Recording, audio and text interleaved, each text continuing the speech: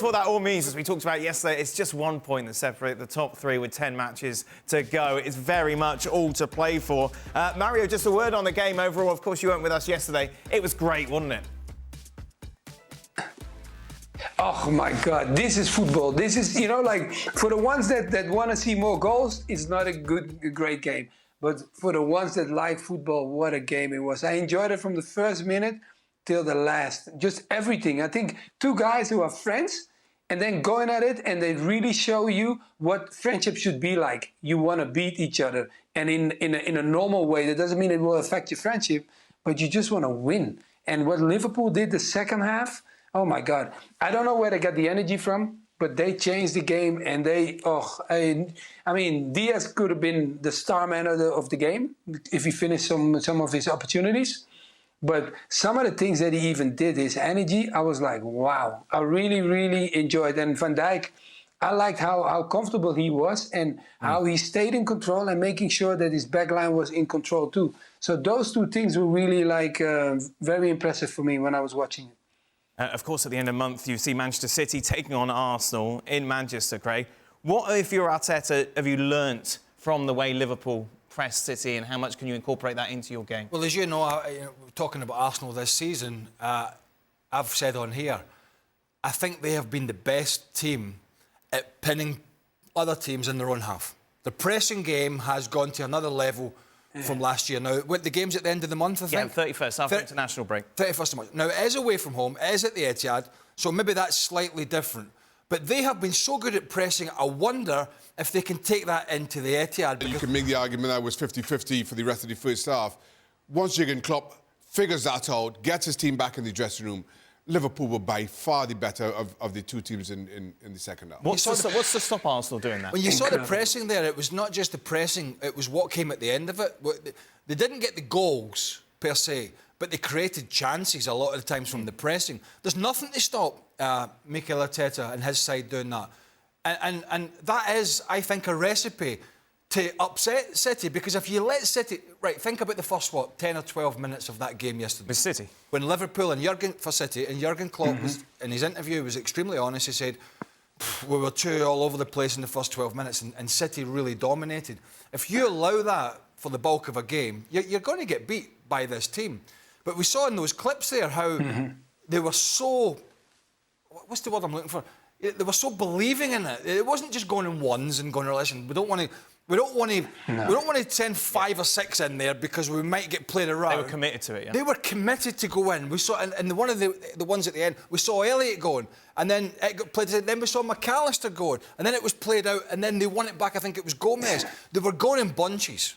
So they were pressing in bunches, and that's what really was impressive. It was intensity, it was 3, 4s and 5s, and that's the most I've seen City spill up and cough up the ball for a long time. I mean, there will have been games, but that's in elite level games, that's the most I've seen for a long time. And that's not because City players did not have a good game or were not confident. It was because they were taken to an area that was uncomfortable for them. And the big question is, Dan, can Arsenal do that? And are they willing to do that at the Emirates at the end of the month? Go on. To that question, I think Arsenal can do that. I think Arsenal can press the ball every bit as well as Liverpool do, and have done for a lot of the season. I think the big question mark comes when Pep Guardiola starts to tinker, and certainly in the Liverpool game, it was how we moved John Stones between defence and midfield just to kind of change things up tactically in terms of selection. He could go with Julian Alvarez instead of or alongside Erling Haaland, so he can make tactical too. So how does Pep Guardiola adjust to that high pressing, given the lessons that he learned against Liverpool? And then the question is not whether Arsenal can do that or not, but can they adjust in game in the way that Liverpool did, or at the very least, the way that Jurgen Klopp got them to adjust at halftime? Mario?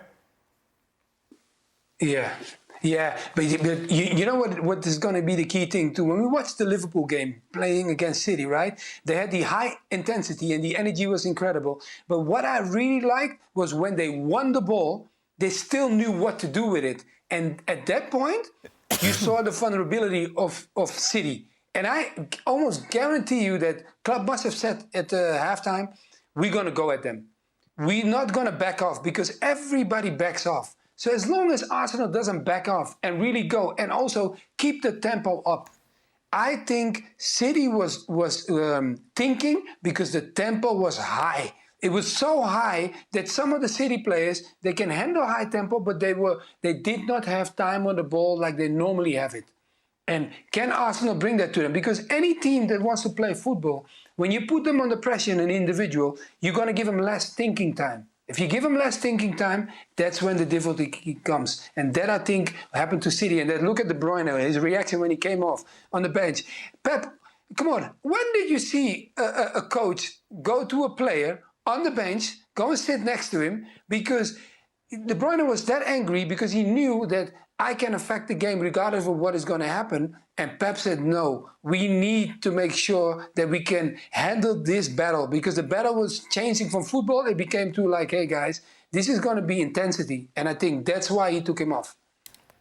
Of course, the big talking point, unfortunately, away from it, all you guys have said, was the penalty late on. Just a word on it, I haven't met anyone who doesn't think it's a penalty yet. Mario? You don't often, I certainly don't often talk about Michael Oliver making mistakes, but I thought he made one there. If you're Arsenal, though, going into this, I know there's an international break coming along that we're all super excited about in a week or so.